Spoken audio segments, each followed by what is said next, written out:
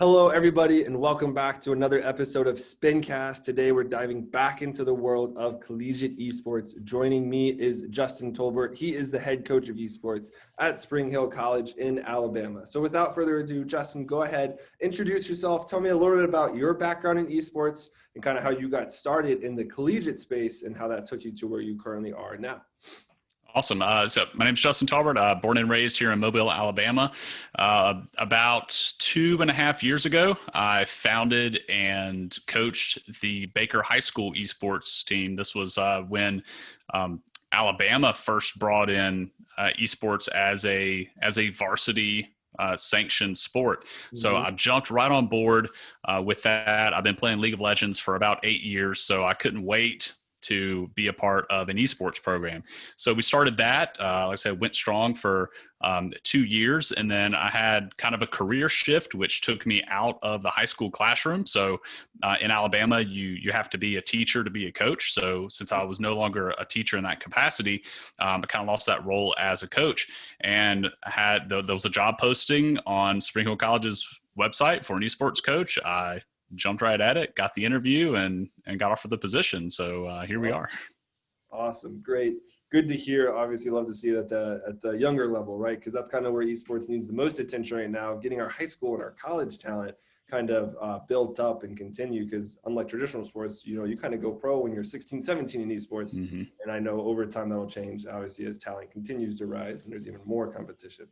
So that's awesome. But kind of going into Spring Hill more, talk to me a little more about your esports program there, what games you compete in, what competitions you compete in, kind of that overall snapshot of the program. Okay, very good. Yeah, so we're currently competing in League of Legends, Fortnite, Valorant, Rocket League, and Overwatch. Those are our big five. We're looking to field a team for Call of Duty and Siege, but that's kind of on our radar, but we're definitely in those other five right now and definitely looking to recruit there. We're competing in a multitude of leagues right now. That's the beauty of esport. The collegiate esports scene right now is there's no exclusivity. You can pretty much compete as much as you want. The more that the players get to compete, the more opportunities they have to earn some scholarship money and things of that nature. So that's what we're doing right now. We have a dedicated lab on campus for our esports team. It's a 12 computer lab. It's just custom built gaming PCs there that only the esports team has access to. And I think that's pretty cool for us because we don't have just any regular student that can access the lab. It's under lock and key. There's a key code on the door too. So only the varsity esports team members get to use that. And then we have a streaming PC as well. So anytime they're in there competing or even just practicing scrimming, we're able to pull those NDI outputs and put together some highlights and promote on social media. So I started in October of this year. So kind of late start to the season. So we're really focusing this school year on establishing a presence out there, making sure that people know who we are, making sure they know we exist. We're on Twitter and Twitch, making sure that we're getting our name out there and letting people know that they can leverage their esports experience into a college education.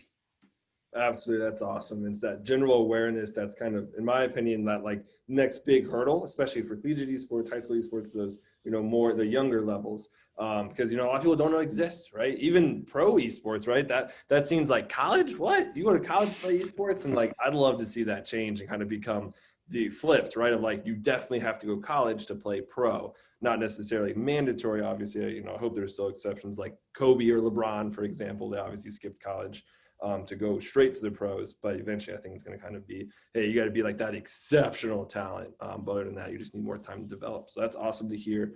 But kind of looking back once again, kind of turning back more inward in your program, take me through a typical practice day, right? A lot of the audience are high school kids that want to play esports at the collegiate level, but don't quite know what it looks like at the next level. So take me through what a typical practice in any of your games looks like and how that just kind of functions. Yeah, so we seek regular scrim partners.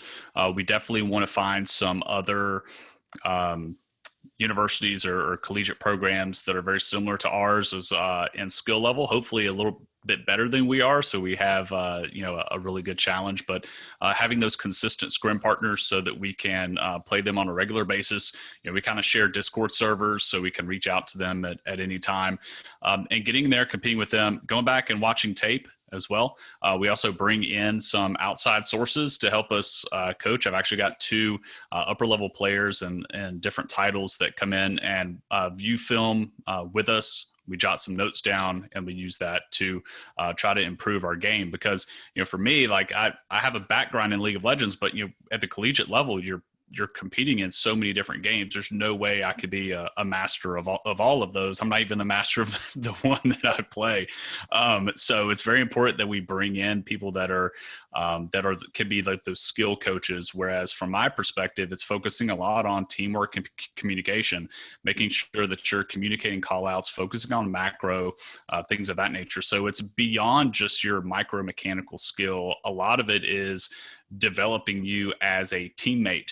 And I think that's one of the big things that esports can really grow in, is because, you can stay at home and play solo queue all you want, and that you lose a lot of that team building aspect and communication and just playing solos by yourself at home. But when you get to an environment on the collegiate level, you're a part of a team, and that team is really depending on you. And if you can't communicate with them properly, then you're really not going to succeed, and you're going to have some really hard times. So that's one of the things that we really focus on in practicing and getting together, is cleaning a lot of that up and knowing how to be a good teammate. Absolutely. That's so important. I couldn't agree with you more on that. That's, in my opinion, what separates the good players from the exceptional players, right? You can have those good mechanics. You can be mechanically very skilled, never miss your shot or anything. But if you're not a good teammate and you can't effectively communicate, whether that's call outs or positioning or rotations or general strategy changes in the middle of the game, you'll never be successful in a team, right? And all the big esports, there's very few solo games. All the ones you see, League of Legends, Valorant, Rocket League, Overwatch, those are all teams of at least 3, if not 4 or 5, 6, so on and so forth. So couldn't agree with you more on that. Kind of going to that next level, talk to me about an example of when that communication is super important, kind of like how you continue to grow it in your teammates or your players over time. One of the things too, when you get on the collegiate level is, you're not just here to play video games. You're not just here to play esports. One of the biggest thing here is that you're getting your education, and that kind of transcends the esports realm, and that I need my players to communicate with me, their schedules, and having all that. But it's really training for adulthood, making sure that you're able to communicate that. I'm not your boss, but I'm, kind of managing the program. You've got to communicate that to me. But, and then that kind of goes into game. One of the biggest things for working as a team is there's this tendency to expect something out of your teammates, but your teammates don't know that you're expecting that from them. Mm-hmm. So one of the things that you have to communicate are those expectations. Mm-hmm. And, we were playing a tournament, it was the GSU Pantherland earlier or late last semester. And that was one of the biggest flaws that we saw with our League of Legends team, is there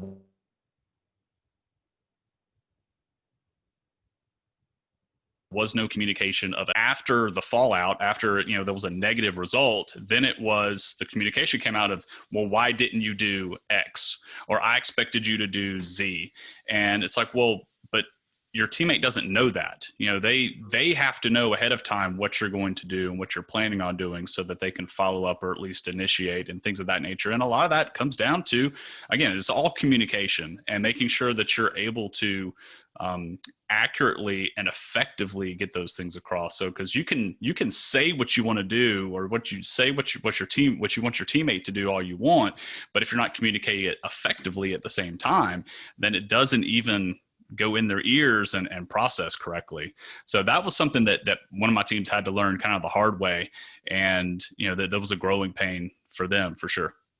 Yeah, absolutely. That kind of goes back to what you were talking about earlier about, playing a lot of solo queue, right? You're just kind of soloing everything. You're always like, have that expectation of, oh, my teammate will know what to do, or they'll understand that they picked X character, so they should be in this role, and then they're not. And then all of a sudden you're like, why aren't you doing this, right? You kind of like push back, fight back. And all of a sudden, like, they kind of turn against you, and then you don't have a good, effective team build. and all of a sudden, usually those games go pretty quick. You usually don't win those by any means. So totally agree with you on that. Super important. I want to expand on something you said earlier on the educational piece, right? So obviously going to college, getting that degree is the most important, right? Setting you up for success. Talk to me about, you mentioned it earlier as well, of having that dedicated streaming PC set up. So it sounds like someone or one of the students is running that. So talk to me about some of the jobs that you may be trying to actively build around your esports program, or, training, kind of whether it's casting or producing or any of those esports fields that the kids can gain the skills in college through education and the program. So when they go to the workforce, if they're not good enough to go to pro, because we all know it's super hard to do that, to say the least, that they can still work in the industry we all love and have a ton of fun in. Yeah, so at Spring Hill, we do have the Twitch stream that we're operating. We have a Twitter that we post on regularly, and by we I mean me.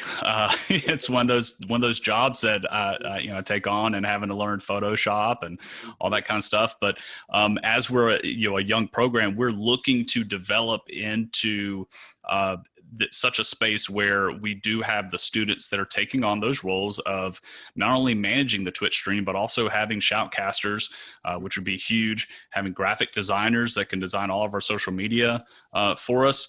We also are looking for students that, even if they may not be at a high skill level mechanically, if they have that analytical mind, you have that aspect to the industry as well. So there's a lot of room for growth. And I say Spring Hill, but it's really in every collegiate space for esports. There's so much opportunity for a student to come in, and even if it's not what they're majoring in, they can still develop themselves in that space and become better. And you may not be on the varsity team, but you can still contribute to that program. And there's tons and tons of area for growth, and to be a part of something that is growing. It's huge, and it's only going to get bigger. Yeah, I absolutely agree. And I can really speak from experience in that. I used to play competitive Siege. That was my game when I played in college, not for my college. I was just playing amateur while I was in college. And I always thought I really liked it, really enjoyed it. And I did then, but I made a decision my senior year in college, like, hey, I'm not going to play comp as much. I kind of want to enjoy my college year, focus on my studies, graduate, have that real strong collegiate experience, so to say. And then I started working for Stay Plugged In, and I've casted a lot of our tournaments when we were producing back in the fall. And I found that so enjoyable. I never really even knew that, right? Because those opportunities didn't really exist when I was in college a few years ago, and obviously not in high school a few years before that. Esports then was really, really super new, especially not really existing at the high school level and the collegiate level. So I always, I missed out on those opportunities. I was like, wow, if that was available, it, will be at Spring Hill, and it is kind of across the board in a lot of places across the nation collegiately, and at a lot of high schools as well, that it just really helps these students find their niche, right? They're like, hey, yeah, I am pretty good at this game. I do play competitively, but at the same time, that's more fun, right? And I know that hey, maybe I'm not good enough mechanical to play, in the LCS or play in the pro league of whatever game. So totally agree. Kind of moving to my last question before we run out of time here. Looking at the collegiate space in general, we touched on it a little bit earlier. Still pretty new, to say the least, but it's super, super big, super growing, super fast, which is awesome. It's awesome for all of esports. But kind of in your mind, how do we get from where we are now as a great booming kind of community within the collegiate space to kind of be in that mainstay, right? Like Saturday football, everyone knows that, hey, it's collegiate football time, it's Saturday. So kind of how do we get there and kind of bring in that, outside audience to become more aware of all these awesome things that exist in and around esports?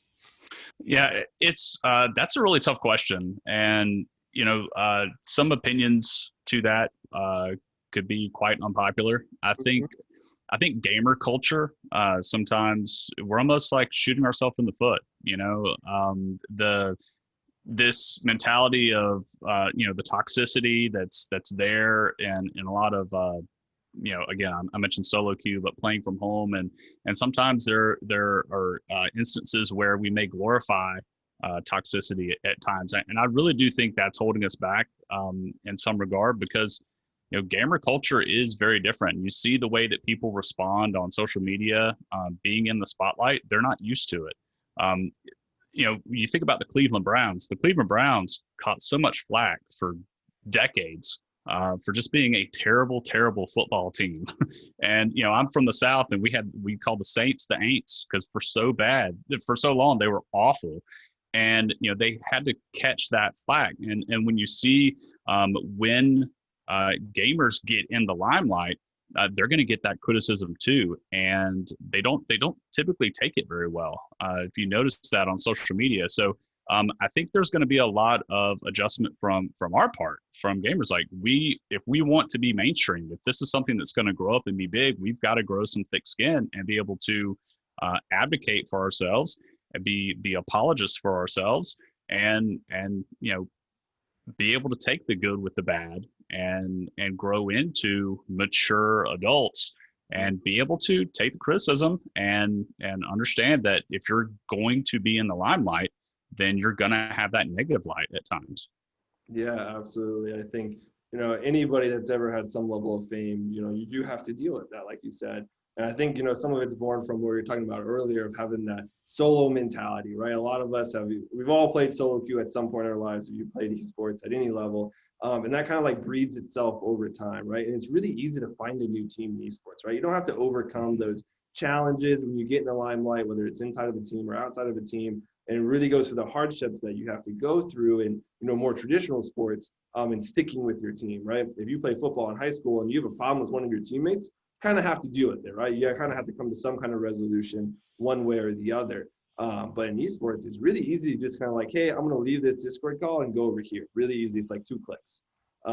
So it's like, I think, as collegiate esports continues to expand and grows and becomes solidified as mainstream, and the same with high school esports, and, we kind of force the younger generation to develop their teamwork skills and their communication skills, which we've been talking about. That's when we'll see this change, that gamer mentality go from, hey, I'm not going to be toxic. Hey, I'm going to actually deal with these problems and learn how to be a better teammate, a better communicator, a better leader, and succeed as a unit rather than just trying to find greener pastures continuously like we see a lot. So totally agree with you on that. Unfortunately, we are out of time here on this episode of Spincast. Great discussion, a number of different topics within collegiate esports. I always love doing these at the end of the day because it's kind of like a cherry on the top, right? Having a conversation about esports always excites me, to say the least. But real quick, if you will, Justin, go ahead. Let us know where we can find you on social media, where your Twitch stream is, if you have a website, anything like that. So if anyone's interested out there in applying to Spring Hill or just finding out more about the program there, that they can do that easily. Sure. Yeah. Find us on Twitter at SHC Esports. We're also on Twitch at S. You can find our website at shc.edu. It's free to apply to Spring Hill, so that's a perk that we have there. Feel free to reach out to me on Twitter. I do manage the Twitter. Send me a DM there. Let me know you're interested in applying, and then we can actually look at some scholarship amounts for you too, and try to help you come to Spring Hill and help you get your 4-year degree. Absolutely. Everyone definitely do that. Sounds like a great program, to say the least, down there in Alabama. Love to see these new esports programs with great visions, especially bringing in all these different jobs and activities around the space, as well as with the competitive play. Really has a great ecosystem there. So once again, thank you, Justin, to our viewers and listeners. Thanks for staying the entire time. Stay healthy and stay happy out there. Unfortunately, COVID's still a thing. Hopefully that goes away sooner than later, to say the least. I think I definitely want my lands back. I miss going to lands and putting them on really, really bad. So hopefully we get those back as soon as it's safe to do so. But until then, everyone out there, stay plugged in.